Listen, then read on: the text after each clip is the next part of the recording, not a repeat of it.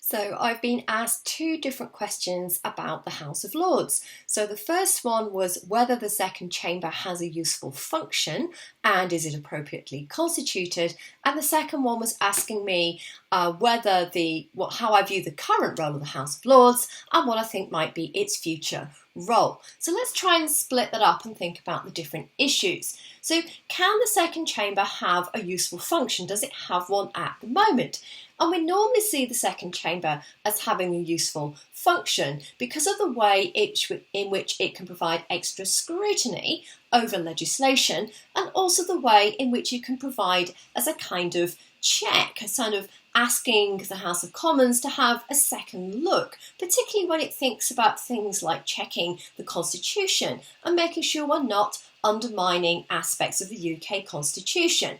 So the reason why the second chamber can perform this function is because there are different rules as to how it debates. So the standing orders that govern how debates take place are different. It's much harder for the government to be able to control time and limit debates, and it can't stop amendments to pieces of legislation from being debated. So the chamber itself has to decide if it wants to modify these rules in specific circumstances. So there is much more time for debate and deliberation.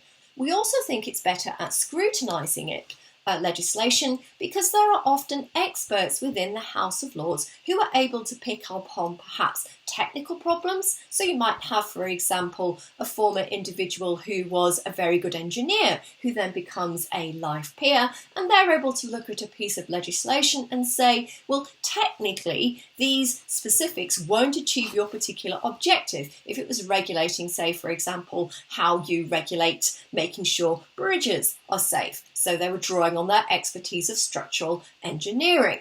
You also can have elements within there of people who used to be MPs and so used to looking at legislation and scrutinising it to make sure it achieves a particular objective. So you can get much better scrutiny from experts in certain circumstances. You also find that there are lots of ways in which the second chamber is scrutinising things that the House of Commons sometimes doesn't necessarily have the time to do.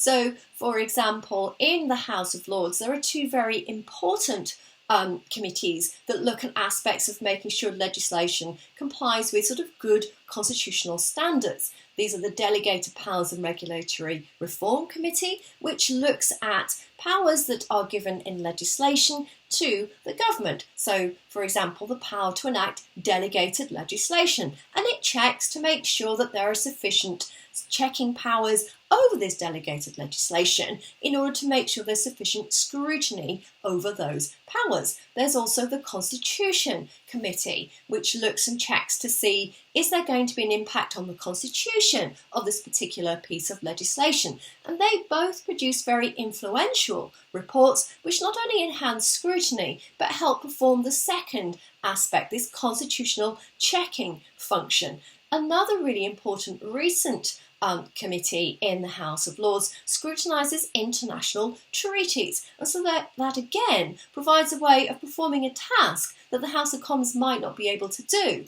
but which can then be picked up. So these reports can tell you what these treaties are, how perhaps they might be implemented, and that can help further particular debate.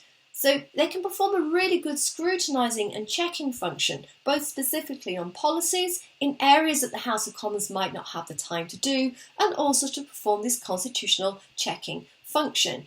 Do I think it's appropriately constituted? Well, there's no way I can say this is an ideal match between what we want it to do to perform this extra scrutiny and checking and the people who are there. Now, we do get life peers who are experts, but we also have hereditary peers, although their numbers are limited, and we also have the bishops. So there's an imperfect match. Though they are there and they are able to form this scrutiny, there isn't necessarily a perfect correlation between its composition and what we want the second chamber to be doing, or what we value from the second chamber at the moment. It's also too big. So if you look at the House of Lords website, it lovingly says there are about 800 members who are entitled to sit. Now, they're not all there at the same time, but it does show how this is a very large chamber, and so it might be very difficult perhaps for it to perform its functions in certain circumstances. So I think there are questions to be asked about how do we make sure that the people within the House of Lords are best suited for what we want it to be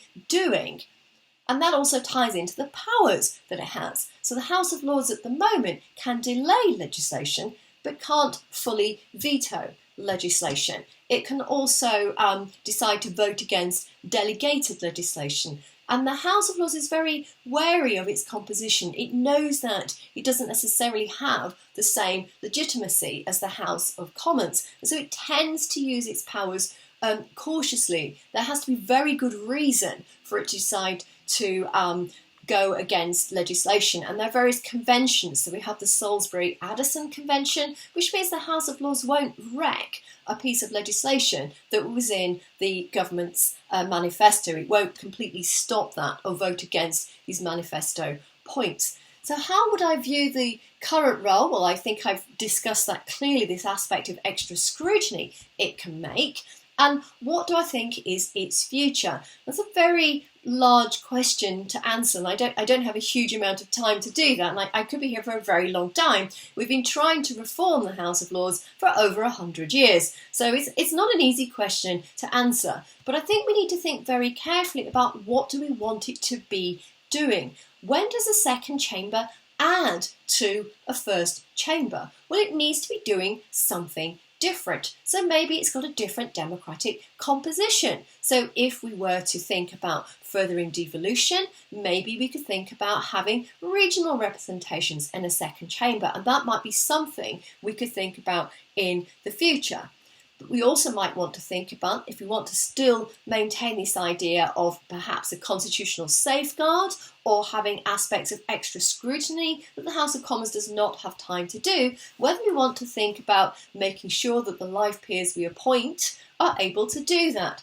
I think one thing you do have to be very careful of is making sure a second chamber doesn't just replicate the first chamber, because then you end up with elements of potential deadlocks and you don't necessarily have this extra capacity of checking and scrutiny. So I don't have a crystal ball. I can't tell you what its future role will be, but I think we have to take a step back and think very carefully about what we want a second chamber to be doing.